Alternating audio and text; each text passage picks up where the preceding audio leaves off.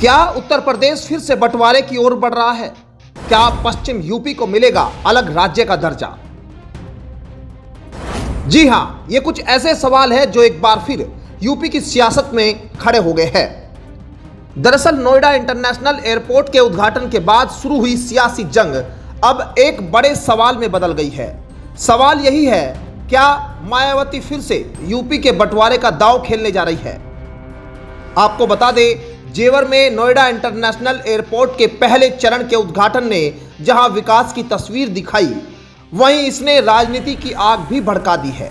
BJP और Samajwadi party के बीच credit की जंग जारी थी, लेकिन इसी बीच बसपा सुप्रीमो मायावती का बयान इस बहस को नए स्तर पर ले गया। मायावती ने साफ कहा, एयरपोर्ट की नींव उनकी सरकार में रखी गई थी।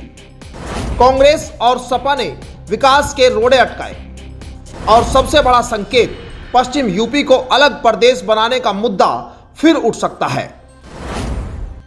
मायावती ने अपने बयान में सिर्फ एयरपोर्ट का ही जिक्र नहीं किया, बल्कि एक पुराना लेकिन बेहद संवेदनशील मुद्दा फिर जिंदा कर दिया।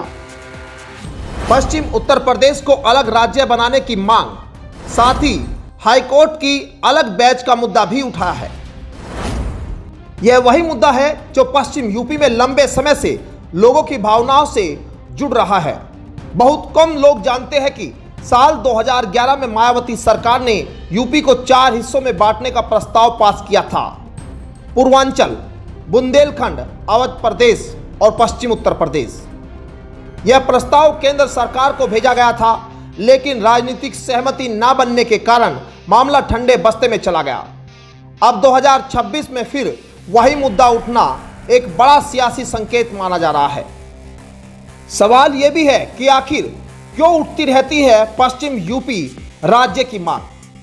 तो आपको बता दें, पश्चिम यूपी के अलग राज्य की मांग के पीछे कई वजह है, जिसमें दिल्ली एनसीआर से नजदीक और तेज विकास, गन्ना इंडस्ट्री और रेवेन्यू में बड़ा योगदान, लेकिन प्रशासनिक नजरअंदाजी का आरोप, हाईकोर्ट बेंच की कमी से न्याय में देरी। यही कारण है कि समय समय पर यह मांग जोर पकड़ती रही है। BJP versus Sapa versus Baspa, किसका क्या है खेल? बीजेपी विकास के मुद्दे पर क्रेडिट लेना चाहती है और सपा सरकार की नीतियों पर सवाल उठा रही है। वहीं बसपा अब सीधे राज्य विभाजन का कार्ड खेल रही है। हाल ही में बीजेपी नेता से लेकर दूसरे नेता भी अलग राज्य की मांग उठा चुके हैं, जिनमें संजीव बालियान, वहीं संजय सिंह इन नेताओं में शामिल रहे। यानी मुद्दा सिर्फ बसपा तक सीमित नहीं है।